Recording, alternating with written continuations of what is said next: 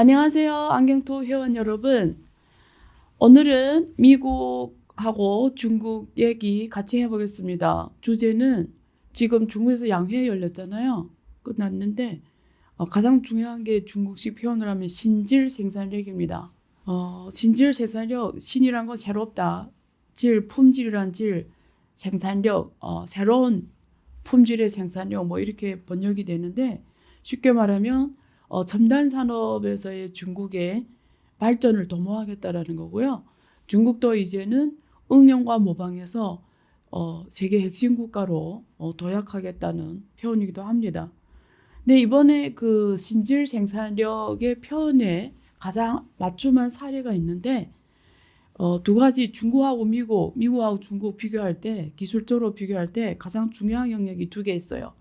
하나는 인공지능, 하나는 자율주행 자동차입니다. 테슬라에 대해서 좀 얘기할게요. 왜냐면 제가 3월 19일에 수요일인데요. 7시부터 9시까지 미국 매니피센트 7 기업 7개하고 빅테크 7개 기업하고 중국의 테라피 10 기업, 10개 기업입니다. 이 10개 기업을 제가 비교해서 이게 중국 기업이 지금 주가가 올해 들어서 평균 28.6% 올라갔잖아요.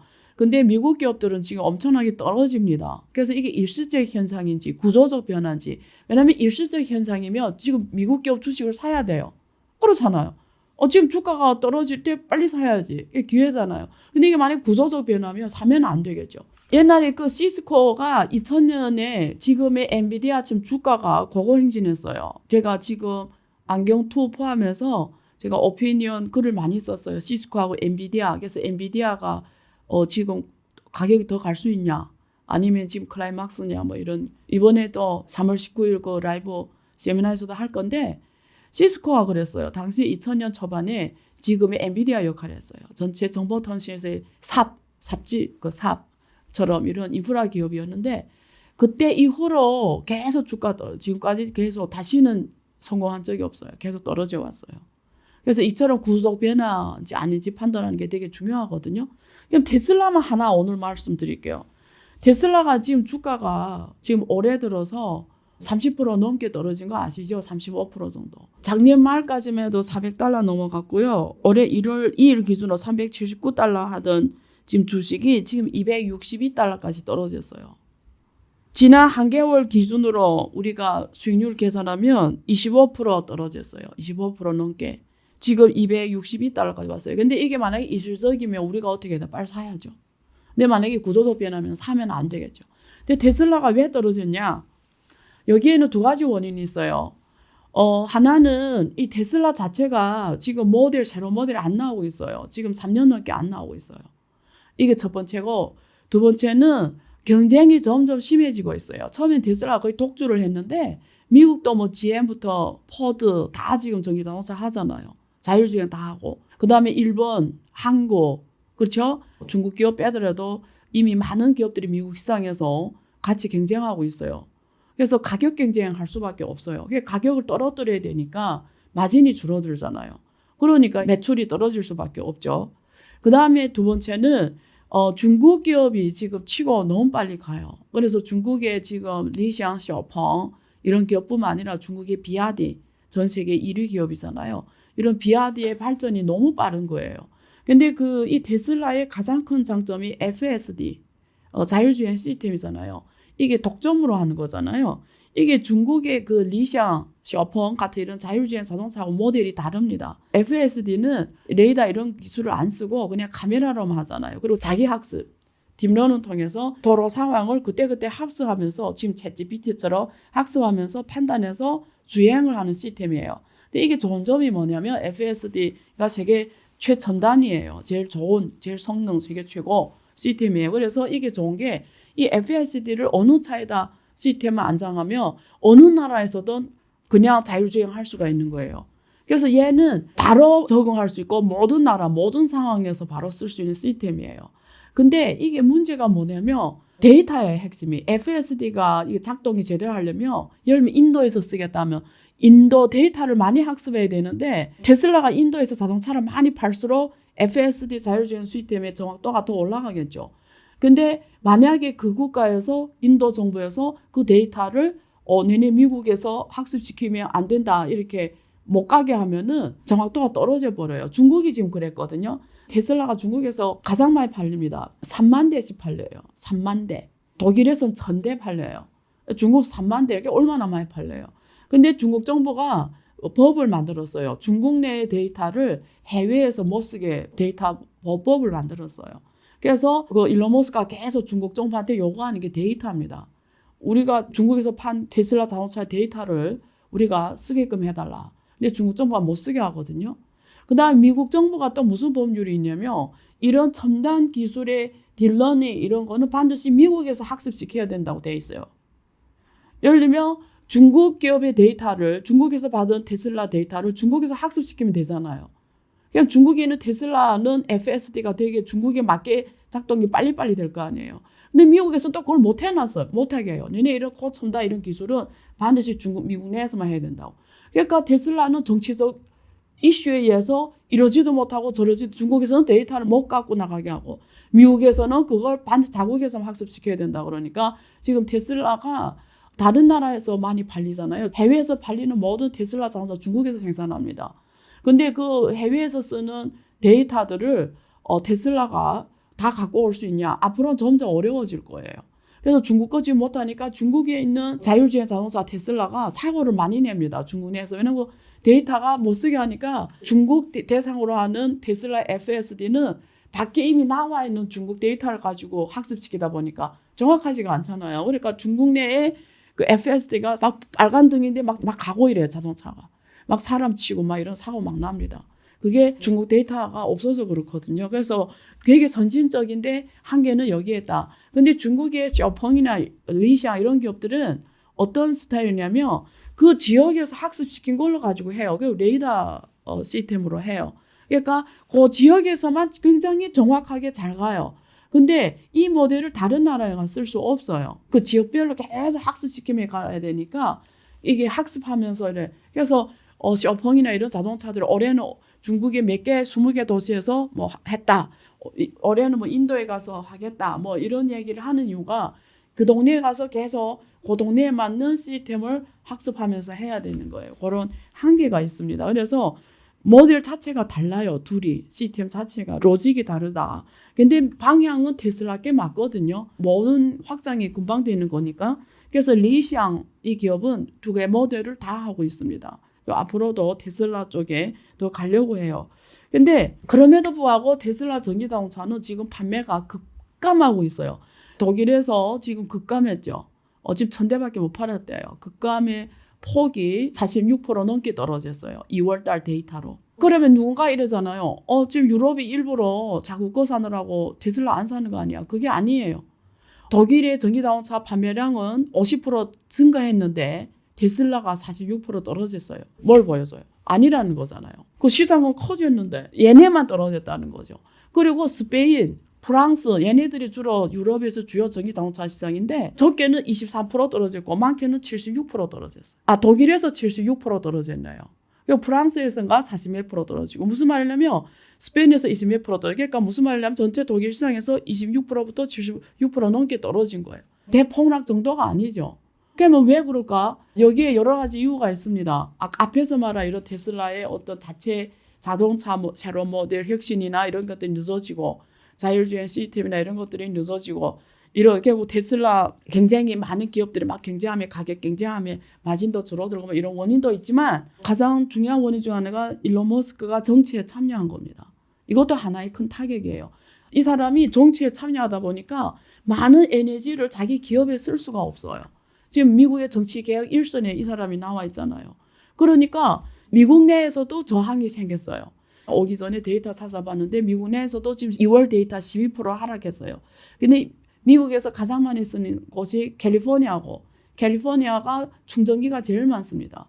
근데 지금 민주당이 주로 캘리포니아잖아요. 근데 지금 거기서 테슬라 충전기들 다 파괴하고 불매운동이 일어나고 있어요. 일론 머스크가 정치 참여 때문에. 그래서 일론 머스크가 정치 참여하면서 이게 기업의 브랜드 훼손을 갖고 오고 있습니다. 근데 이게 이번에 스페이스X 8차 실험 또 실패했어요. 폭발했잖아요. 그래서 지금 일론 머스크의 그 기업 왕국이 다 지금 도전이 큰 일이 벌어졌어요. 왜냐면 모든 게 다 지금 큰 도전이 와버렸어요. 왜냐면 생각해봐요. 우리 역사를 보면은 정치에 참여한 기업이 실제 본질적으로 기업들이 다 정치에 자기 사람을 앉히고 뒤에서 로비하고 다 해요. 근데 이렇게 대놓고 앞에서 이렇게 하는 경우는 없었죠. 그러다 보니까 이게 정경유착, 한국말 하면 정경유착, 기업의 브랜드 이미지 훼손이 엄청 큽니다. 앞으로 이 일론 머스크하는 모든 기업들이 일론 머스크라는 이 리스크에 다 노출돼 버렸고 신뢰 타격, 신용 하락, 이 기업을 어떻게 믿겠냐, 이런 게 엄청 타격이 큽니다. 근데 일론 머스크가 왜 이렇게 하냐, 누군가는, 저도 그렇게 생각합니다. 일론 머스크가 누가 저격할 수도 있다. 예를 들어 케네디 대통령이 유시할 때 저격당했잖아요. 스포츠카에서 머리를 맞았잖아요. 근데 케네디가 누구 이익을 반해서 그렇게 누가 총격을 가했을까요? 그때 베트남 전쟁을 안 하려고 했던 거예요. 그리고 군공그룹, 미국에서 그 군사 집단이 가장 크잖아요. 우리가 그걸 보이지 않는 회사라고 하는데, 컴퍼니라고 하는데, 얘네들이 어마어마한 세력인데, 근데 실제는 케네디가 마시는 차에 독약을 넣어서 죽일 수도 있잖아요. 조용히 죽일 수 있는데 왜 그렇게 유세 현장에서 총을 쏴서 머리가 날아가게 했을까요? 보여주는 거야. 너네 우리 이익을 이렇게 침해하면은 사람들 앞에 보여주는 거야. 우리 이렇게 너를 죽이는 거야. 근데 지금 일론 머스크가 뭐 80명까지 늘었잖아요. 보디가드가. 근데 이런 일이 늘 존재할 수도 있으니까 지금 자기 훈리를 다 지금 국외사 다 생각하고 한다 할 정도로 이 사람이 지금 하는데, 세계적인 작가 셰익스피어의 유명한 맥베스에 이런 말이 있어요.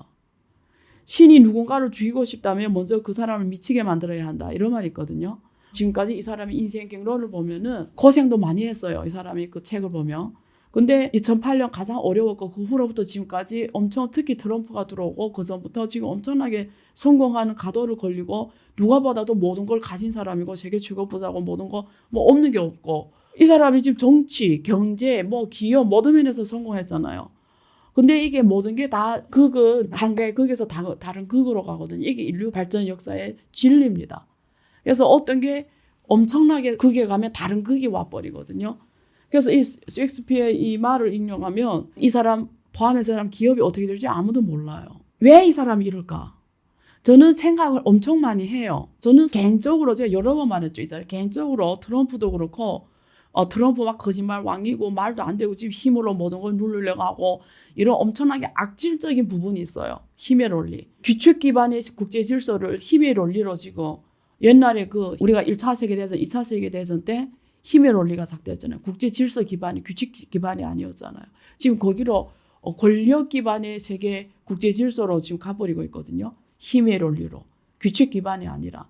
그래서 어떻게 보면 되게 악의 축 이렇게 돼 보이는데, 개인적으로 우리가 정치를 빼고 어떤 한 개인의, 그 사람이 추구하는 그 사람의 입장에서 보면, 트럼프 입장에서 보고 일론 머스크 그 개인의 입장에서 보면 개인의 능력이 엄청 뛰어난 사람들이에요. 70몇 세에 80이 되는 사람으로서의 그 능력, 그 열정, 그 에너지, 그리고 일론 머스크가 모든 걸 다 가져서 편하게 살 수 있음에도 불구하고 이렇게 정치 일선에 뛰어들어서 어떤 개혁을 막 하고, 왜 이러냐? 제가 이렇게 생각했더니 미국의 입장에서 보면 애국자라는 거죠. 무슨 말이냐면, 전쟁이 안 난 지 45년에 끝났잖아요. 지금까지 몇 년 지났죠? 55년, 25년, 거의 80년이잖아요. 80년. 이 80년 평화가 온 거예요. 그러면 모든 나라가 평화가 오래 있으면 어떤 일이 벌어지냐면 기득권이 계층화돼 버려요. 그러니까 돈을 가진 자는 계속 그 자리에 있고 없는 자는 계속 계층이 고착화가 돼 버려요. 빈부격차가 더 커지고, 그 다음에 이 가진 자들이 개혁을 방해합니다. 그래서 새로운 게 안 나와요. 과학이 발전을 못해요. 기득권이 자리를 딱 갖고 놓지 않아요. 미국이 그렇다는 거죠. 미국이 장기적 평화 속에서 구소련이 있을 때만 해도 냉전 체계에서 막 그랬는데, 구소련이 무너지면서 단일 패권 체제로 가면서 미국이 계층화가 됐고 고착화가 됐고 빈부격차가 커지고 하니까 사회가 변혁을 안 하고 개혁을 하면서 모든 발전이 점점 뒤처지고, 급기야 중국이 치고 올라오면서 이제 자기네 보기에는 중국이 미국 밖으로 다 뺏어가게 된 거예요. 근데 미국내는 변하지 않으려고 하는 거예요. 기득권이 계속 지키려고 하는 거죠. 그게 대표적인 게 일론 머스크하고 바이든 정부의 충돌이었죠. 일론 머스크는 지구에서 화성으로 가야 된다. 그러면 많은 규제나 이런 면에서 완화해주고, 이런 개혁이나 혁신을 이런 거 정부가 지원해줘야 되는데, 바이든이 대표하는 이런 월가 자본주의, 그리고 뒤에는 군공 집단, 기득권 집단 이런 데서는 개혁을 반대하는 거죠. 그리고 좌파 세력은 민주당은 좀 좌파 쪽이잖아요. 좌파 세력은 정부의 역할을 세게 하는 쪽이고 그거 우파 세력은 좀 더 시장에 맡기는 이런 쪽이잖아요. 그러니까 좌파는 규정을 많이 만들어요. 되고 안 되고 된다 안 된다.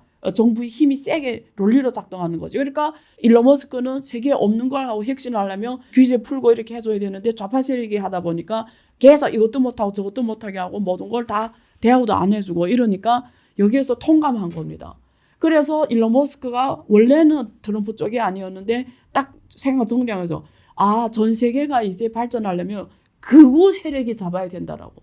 왜? 극우 세력은 이런 식이 아니라는 거지. 극우 세력은 자기에게 딱 맞다가면 일사천리로 추진하기 때문에 그래서 일론 머스크는 모든 나라의 극우 세력을 지원해요. 대표적인 게 독일이라든가 유럽의 극우 세력을 영국 극우 세력을 다 지원하거든요. 그게 뭐냐면 이런 생각에서 그러는 거예요. 그래서 이게 지구에서 화성 가려면 이런 많은 혁신이나 이런 면에서 정부의 역할이 최소화되고 지원으로 가서 이래야 되는데 그런 것들이 이 사람은 극우 세력이 한다고 생각하고 하는 거고 트럼프 입장에서는 지금 미국이 이런 식으로 망한다는 거죠. 그리고 이런 기득권 세력을 깨부시지 않으면 못 간다라는 거죠. 그러니까 지금 둘이 미국의 이런 기득권 세력과의 어떤 개혁을 선포한 건데 미국이 아니라 다른 나라는 이런 문제가 터지 기득권을 깨려고 이런 기득권하고 싸움이 발생하면 그게 1차 세계대전, 2차 세계대전이에요. 외부의 적을 국내 내부 문제 있잖아요. 자체 국가 내부 문제를 외부에 돌리거든요. 전쟁을 일으켜요. 그래서 외부 문제로 내부 개혁을 안 하거든요. 내부의 문제를 외부에 돌린단 말이에요. 근데 미국은 지금 전 세계에서 단일 패권이니까 자체 내부 개혁을 외부를 통해 할 수가 없어요. 왜? 미국이 지금 도전한 나라가 누구예요? 앉아라면 앉고 서라면 서고 지금 그게 지금 현 질서잖아요. 지금 트럼프 거의 2달이 됐는데 하는 게 뭐예요? 그냥 명령으로 내라면 내고 앉아라면 앉고 가라면 가고 이런 질서잖아요. 이런 속에서 미국이 내부 개혁 문제를 하면서 외부의 원인을 돌리기 힘든 거죠. 그래서 중국이 많이 돌리긴 하는데 중국이 아직 그 실력까지 안 온 거죠.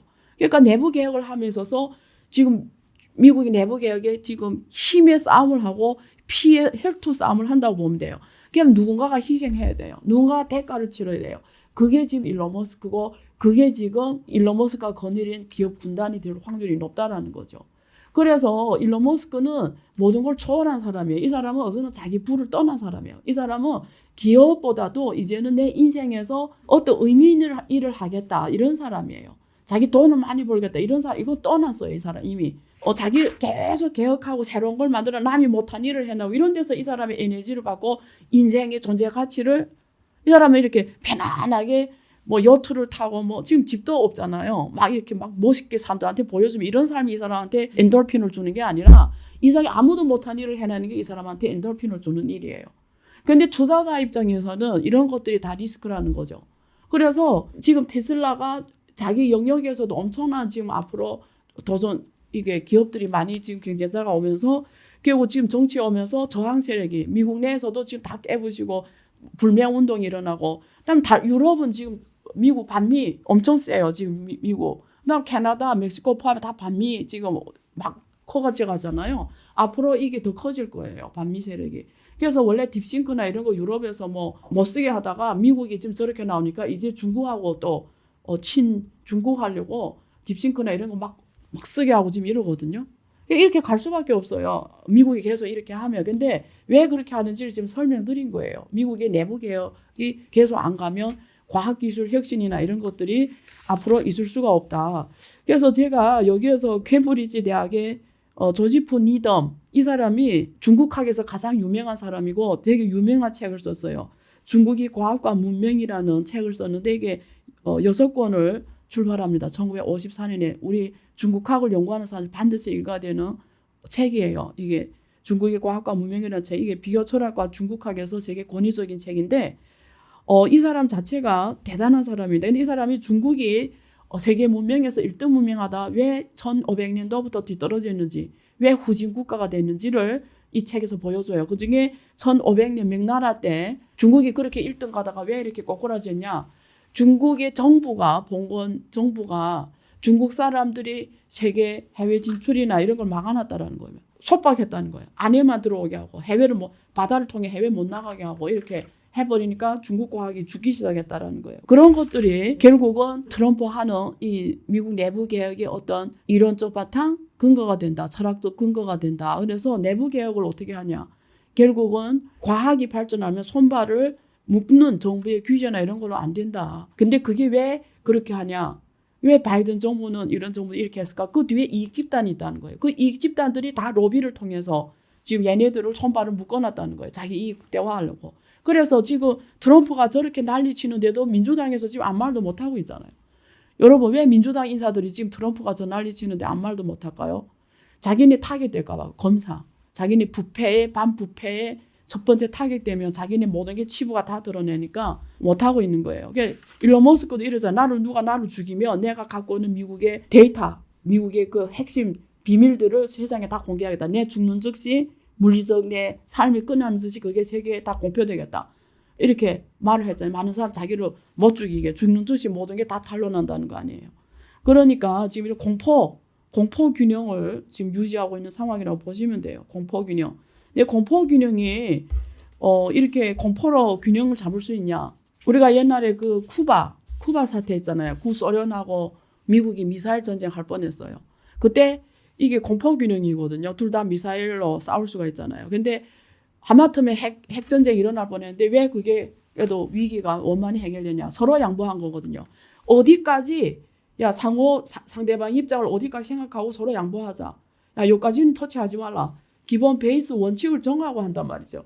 근데 이렇게 상대방 밥그릇까지 다 뺏어버리고 아예 길거리 나앉게 하면은 제가 지난번에 말했지만 이런 계획이 성공할 수 있을까? 그러니까 계획이 성공하려면 모든 사람들이 여기에서 내 삶이 좋아졌다. 내가 윈윈이다. 이런 걸 느껴야 개혁이 국민들이 옹호를 받고 성공합니다. 그리고 개혁하려면 국민들이 이해를 바탕으로 해야 되고 이렇게 공무원들 다 다른 자리로 가려면 사전 직업교육도 하고 이렇게 연착륙 시켜야 되는데 하루아침에 죽여버리고 이러면 결국 연착륙이 안 됩니다. 그러면 이게 개혁이 반대 세력으로 돼버려요. 그러니까 어디까지 터치를 해야지 상대방을 죽는 지경까지 터치를 해보면 개혁이 성공하기 힘들죠. 근데 이 사람들은 되게 우리가 보면 영웅이다 이거죠. 그러니까 맞고 틀리기를 떠나서 이 개혁이 성공하려면 방법과 수단은 굉장히 우리가 상대방 어떤 기본을 지켜주면서 어느 선까지는 지키면서 하는 이런 연착륙, 이 사람들이 갈데 있게 만드는, 이 사람들이 내 여기서 잘렸지만 어딘가에 대처가 있는 이런 좀 더 인성에 기반하는 이런 조치가 필요한데 이렇게 한 칼로 단칼로 자르는 이런 계획이 국민들이 지지를 얻으려면 전 세계의 지금 국제 질서에 하는 행태나 이런 것들을 보면 조폭 외교잖아요. 조폭 외교. 이런 거는 반발밖에 없다라는 거죠. 그래서 이 사람들이 취지가 아무리 좋다고 해도 이 사람들이 하고자 하는 이런 투명한 세상, 과학기술 혁신이 발전하는 세상 다 맞아요. 다 좋아요.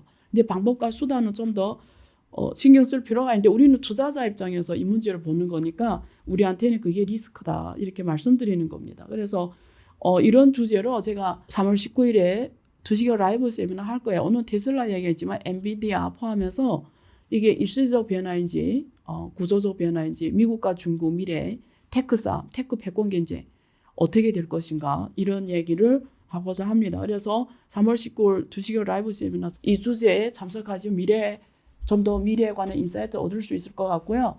오프라인은 사람이 한정합니다. 80명까지. 그래서 선착순으로 하니까 빨리 지원하시고 온라인은 오픈되니까 괜찮습니다. 그래서 오프라인 오실 분들은 빨리 하셔야 돼요. 자, 그리고 제가 15기가 결국은 글로벌 혁신택에서 미국이 독점하던 것을 중국이 이제는 혁신자로 나타났다. 그게 첫 사례가 딥싱크다. 그래서 앞으로 미중 패권, 기술 패권 경쟁에서 결국 앞으로 미래가 어떻게 갈 것인가. 그래서 아까 미국의 7개 기업, 중국의 10개 기업 구체적으로 분석해서 미중 기술 패권의 미래 흐름, 방향, 그리고 우리가 투자할 가치가 있는 기업들. 중국 빅테크 기업하고 미국 빅테크 기업은 체급 차이가 주가 차이, 시가총액 차이가 10분의 1도 안 돼요. 그러니까 우리가 엄청난 기업들을 거의 배추 가격에 살 수 있어요, 주식을. 그래서 어떻게 보면 좋은 투자 기회이기도 해요. 그리고 지금처럼 미국 테크 기업이 주가가 떨어질 때 우리가 그중에서 이런 리스크 있는 기업들을 걸러냄으로써 좀 더 미래에 갈 수 있는 기업들이 이렇게 떨어질 때 오히려 지금 미국 기업이 엄청 떨어졌잖아요. 우리가 또 이런 일시적 변화 있는 그 7개 기업 중에 일시적 변화에 있는 기업들은 우리가 지금 들어가야 되고 구조적 변화의 기업은 빨리 팔아서 자본금을 확보해서 다른 기업에 투자해야 되고 이런 전략이 필요하잖아요. 이걸 3차례에 걸쳐서 15기 독서 모임 강연에서 깊이 분석해 줍니다. 그래서 2시간 라이브 강연에서는 정확하게 일시적 변화인가 구조적 변화인가 여기에 딱 초점을 맞춰서 이 한 주제만 2시간 시간에 다룬다고 하면 15기 독서 모임 강연은 3차례에 걸쳐서 깊이 분석합니다. 7개 기업하고 중국의 10개 기업. 그래서 미래를 선도할 기업이 과연 누구이고 그 속에서 우리가 어떤 기업을 기회로 가져와야 되는지 이런 깊은 분석을 한다고 보시면 돼요. 그래서 독서 모임 강연 15기 만약에 깊게 그리고 미래를 좀 더 통찰 있게 읽고 싶은 분들은 15기 독서 모임 강연을 들으시고요. 일단 급하니까 먼저 우리가 2시간 라이브로 요점만 말씀드리는 자리를 갖겠습니다. 그래서 이 15기 독서 모임 강연에서는 지금 트럼프가 이제 집권한 지 2달도 안 됐는데 전 세계가 지금 난리 났잖아요. 전 세계 경제. 그리고 미국 경제도 지금 0.5%에서 0.8% 정도 떨어질 거로 보고 있고요. 그리고 지금 골드만삭스, JP 모건이 다 테슬라에 대해서 엄청 안 좋게 전망하고 있습니다. 트럼프가 4년 집권하잖아요. 지금 2달도 안 돼 이 난리인데 그리고 지금 중국이 그 우크라이나하고 농산물 계약을 맺었어요. 왜 하필이면 중국이 지금 우크라이나하고 농산물 계약을 맺었을까요? 이게 다 엄청난 전략적 조치거든요. 그래서 우리가 앞으로 4년, 트럼프 4년 우리가 어떻게 해야 되는지, 세계 경제 어떻게 가고 중국, 미국 경제 어떻게 가고 한국 경제, 한국 기업들을 어떻게 해야 되는지 이런 것들이 제가 안유아 독서 모임에서 깊이 분석할 겁니다. 그래서 이런 분들이 들으면 2시간 라이브 세미나가 도움이 되실 겁니다. 예를 들면 여러분한테 1,000만 원이 있어요. 난 딱 1,000만 원으로 미국 주식 투자할래. 근데 무슨 주식 살까? 헷갈리잖아요. 테슬라 같은 기업, 엔비디아 같은 기업 너무 비싸. 내가 1,000만 원으로 몇 주 못 사. 근데 똑같은 세계 1위면서 세계를 선도하는 기업이 있는데 내가 1,000만 원으로 엄청 많은 양의 중국 주식을 살 수 있어요. 또 걔는 세계 1등이에요. 근데 지금 아직 그게 이게 여러 가지 원인 때문에 중국 자본시장이 너무 작아서 그게 가격이 아직 반영이 안 됐어. 그렇죠? 아직도 작은 물고기예요. 그러니까 얘가 앞으로 이렇게 세계 1등 물고기가 될 건데 그러면 내 1,000만 원으로 여기는 10개밖에 못 사는데 여기는 1,000개를 살 수 있어. 이러면 여러분들이 오히려 이게 나올 수도 있죠. 그래서 이런 궁금증이 있는 분들은 3월 19일에 하는 2시간 라이브 세미나가 되게 도움이 되실 겁니다.